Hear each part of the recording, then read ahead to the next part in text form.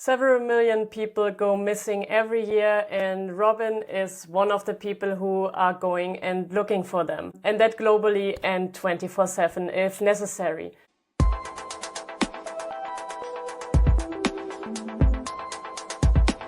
So welcome, Robin, to be on the Safety Huddle podcast. And if you would like to introduce yourself a little bit. Good morning, everyone. Inga, thank you very much for having me on. I am Robin, currently 30 years old, involved as a country coordinator for the National Association for Search and Rescue, and I am a social entrepreneur for my company mHands International Responder Development, as well as developing a few other projects and making sure that we can develop search and rescue internationally. Okay, nice. I think that's a very interesting, very important topic. So let's start immediately in with search and rescue missions. So what are unique challenges of your search and rescue missions? So the unique challenges that we deal as search and rescue is that we are literally looking for a needle in a haystack. It's so multifaceted from different types and angles, and it always requires a multidisciplinary response. So when somebody goes missing, it's not just we're going to search and hopefully that we find something. It's a complicated web of integrated professionals and theory and science. And it's not just licking your finger and hope that we're pressing the finger on the map and that's where we're going to search. It is a combined effort from multiple types and kinds of resources. And if you are aware of crisis management, that is a very important thing to know, where we can differentiate between the types of organizations that we deploy. The major part of it is that a majority of search rescue is always a volunteer response. So even my position as a country coordinator is a volunteer position here in the Netherlands from NASA. And the major thing, that's also the challenge, because we have so many different faceted organizations. We have volunteer organizations, we have law enforcement, we have fire, we have wilderness SAR, we have urban collapse structure search and rescue, we have missing person search and rescue, rope rescue. All of these facets and all these multiple disciplines come together and need to work as one engine. For me, search and rescue is the main default and should be the example child for multidisciplinary response for crisis management and multiple agency response. Okay, sounds very interesting. Can you talk a little bit about the countries that you worked in, or maybe a very interesting mission that you have been on? So I've been all over the world. One of the major things I do as a volunteer and through my social entrepreneurship, mHands International Responder Development, is to go to different countries. For example, I've been to the USA to gather knowledge there, where I have brought the instruction side of things from NASA over back to Europe, where we're now working on developing instructors for international certification in ground-based search and rescue for missing persons. I've been in South Africa, got a massive shout out to my friends at the Mountain Rescue team of South Africa, so the MCSA, the Mountain Club of South Africa. Amazing people, highly professional. And even those guys are volunteer. And what you'll see is that these guys, to my knowledge and to my awareness, are some of the busiest search and rescue teams stated around Cape Town area or the general parts of South Africa. I have had the opportunity to interact with multiple international search and rescue organizations, including the advocacy side of it, the International Association for Search and Rescue Coordinators, Institute of Search and Technical Rescue, with some people from the urban collapse structure from INSARAG, and many other like-minded individuals. Next week, I'm heading out to Germany, and it is such a blessing also to have traded knowledge with some of my friends in UK, and massive shout out to my contact there, Clive Bush, for facilitating some of the rope rescue development that he's been. Yeah, I can imagine that exchanging with other people from other countries is very important, as you have different terrain there, as you have different cultures, different languages, and sometimes you have to look across borders for people, right? So yeah, I think that's a very good thing to exchange and see how other people are doing their search and rescue. Yes. Let's talk a little bit You also more. asked Yeah, sorry. about. No, go ahead, please. You also asked, there was a cut in the line. There was a little bit of delay. Sorry for my interruption. Okay. So you were asking about an interesting mission that was recent. An interesting mission that recently was the search for a missing child and a father. Providing active some consultancy to a search team that was on the ground over there, and it resulted to hopefully indeed the contribution of the find of this specific case. I can't go into the full details of it because of law enforcement, but I do want to press that the search management side of things that is eventually solve this case. So there's something which we call search theory in search and rescue. It is the combination we call lost person behavior. If you're really interested, I highly recommend you to look up the work of Mr. Robert Kester, Lost Person Behavior. You will basically, it is a study, a scientific backed study, and it's a collaboration of different entities that contributed to a database, which allows us to gather and use the historical data to provide mapping or to give a general direction and to set out search areas, which allows us to have a higher chance of probability to find our missing persons. And that is what contributed to define that specific last case. Okay, wow. Yeah, that's very interesting. Maybe if we stick to that, what are you using technology-wise? Because you said you're sometimes looking for a needle in a haystack, right? So how does technology help you on your search and rescue missions? Well, we can't go around our modern-day phone anymore. It is such a handy-dandy tool for what we're doing. Keep in mind that it has the limited capability, especially if you're out there in the wilderness. Do not rely on it. But the capability to have mapping and communications and to have the app of lost person behavior from Mr. Kester on your phone is such a easy way to carry information out in a wilderness situation and to go out there and to have something which allows you to gather knowledge, but also take pictures, for example. Although I don't highly recommend taking pictures of evidence because it might get a result in getting your phone confiscated due for police as evidence itself. So drones is a major development we have been seeing lately, including use of artificial intelligence. One of the things I've been experimenting with is Strava, which allows you to use open source intelligence to use heat maps to have a little bit of an idea where people's behavior and history go. And when we cross that over with lost person behavior, we're able to get a little bit of an added tool to our major search management efforts. But it's not just something which we go on and take for granted. It's an add-on to what we're doing. As long as that, we have been seeing ROVs in underwater searching, digital mapping, but also the implementation of mesh networking is what I've been seeing. So it's basically an off-grid form of communication. It's called uses over LoRa, and it's too long to explain in the short amount of podcasts that we're doing, but basically allows you to send SMS text messages to an off-grid network. The combination with something that's called haystack is something that's highly been developing. Something that's I'm recently seeing something that's called meshtastic and all its relevant variants. That's causing a little bit of an implementation within the STAR structures and STAR community.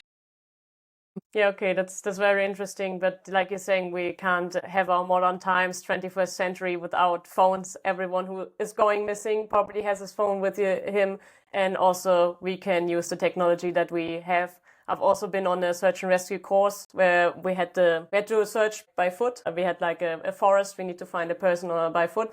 And then we had a drone. So we sat there. We just had the drone hovering over the forest. And of course, was way more easy to find it. But you're also saying like it has limitations. So if the forest is getting too dense, of course, the drone can't do much about it. So yeah, I totally agree what you're saying, that if you combine these two things, the human and the technology, that you have a very good team for finding people who have gone missing. Agreed. And especially the combination with canines and drones is something that I highly recommend in using.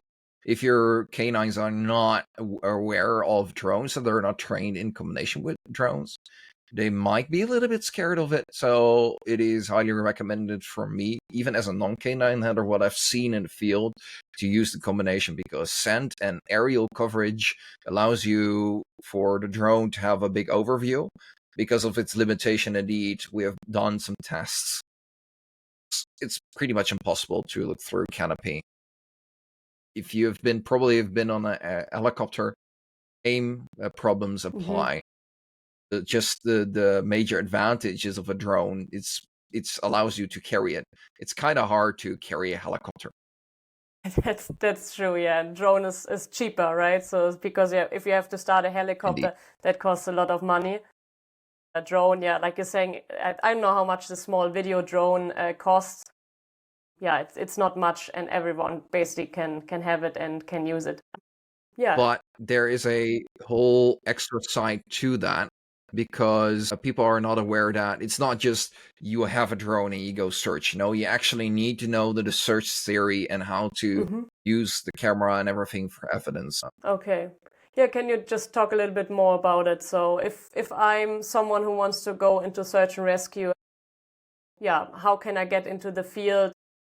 Do you use a drone for search pattern? Is there a difference on how you search by foot?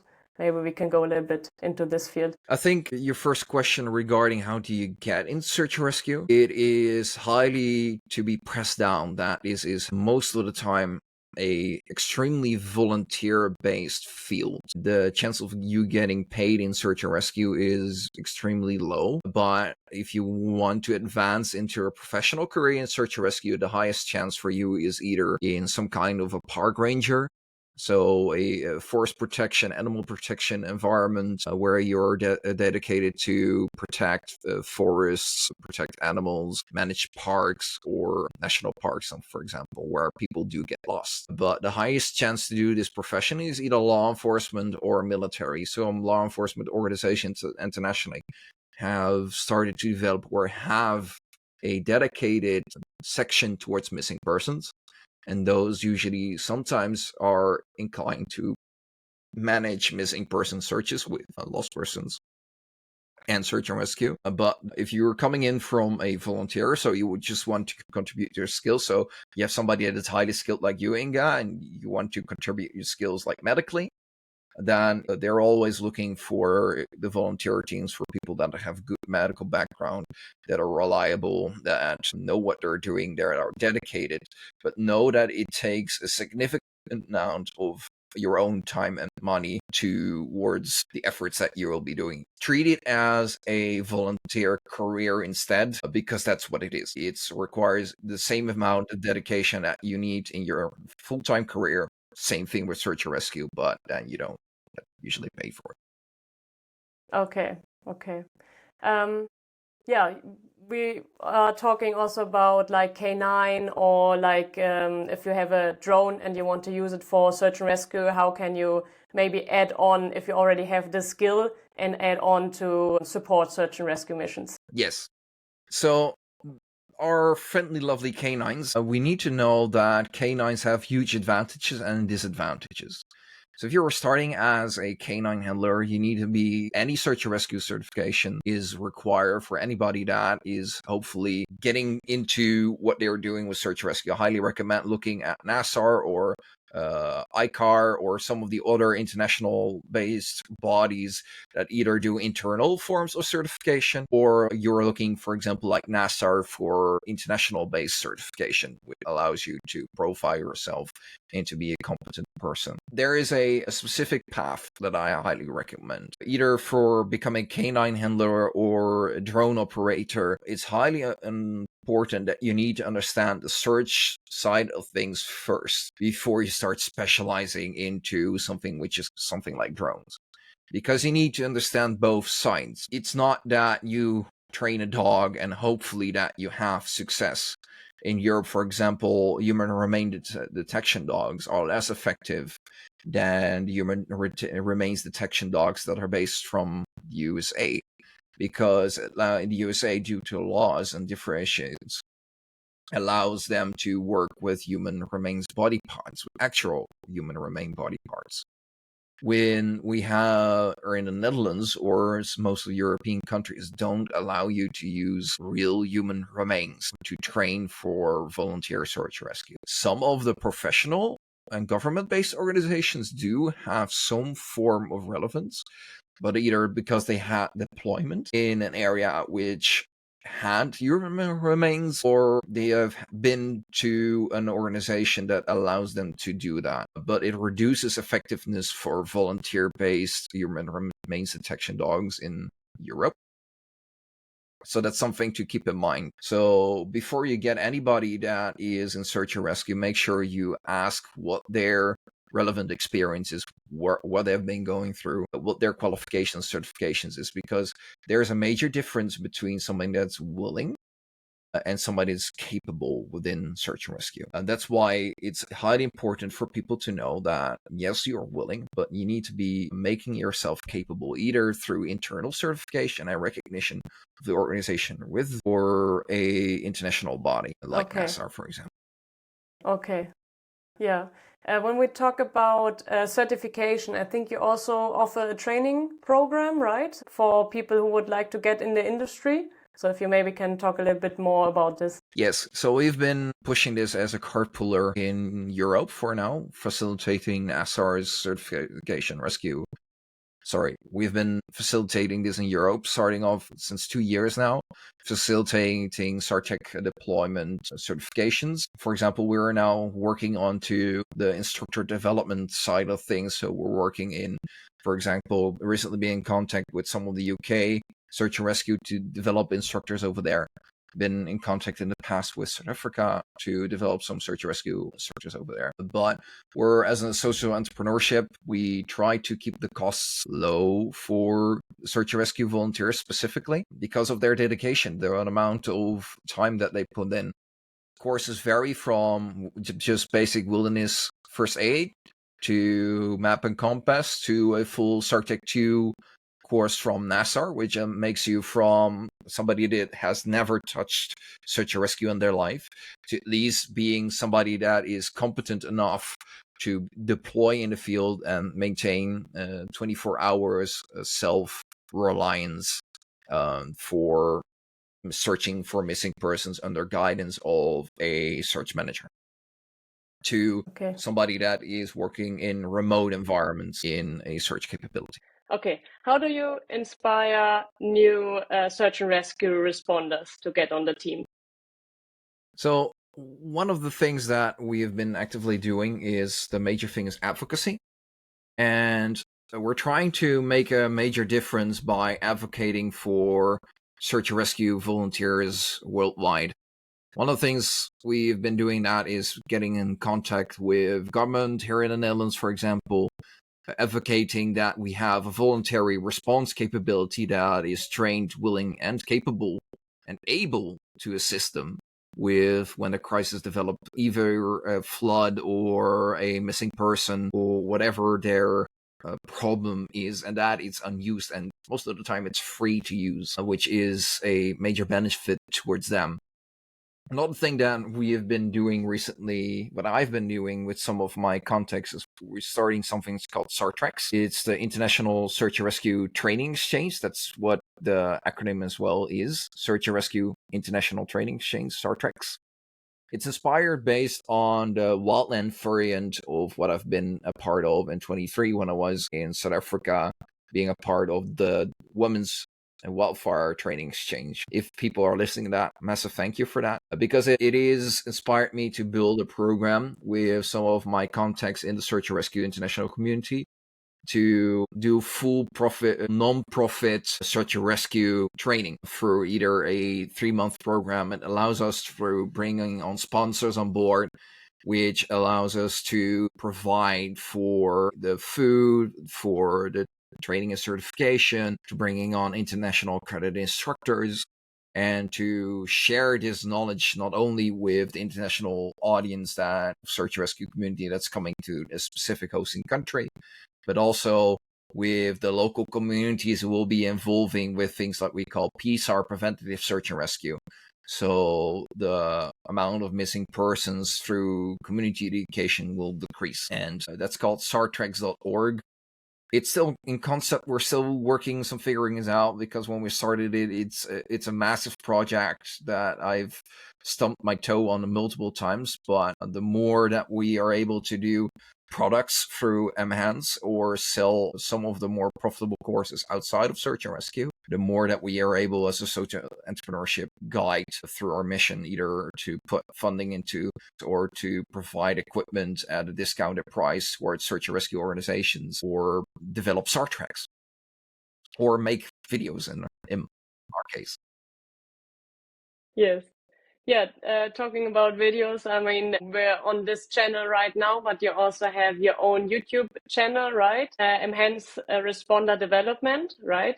Where you share videos about technology. You talked about Strava. There are also videos on your channel. So whoever is interested to know more about Robin's work can go to his YouTube channel. I will all link it down below. You have a website where you can look into the courses and go on the course with Robin if you want to go to search and rescue missions.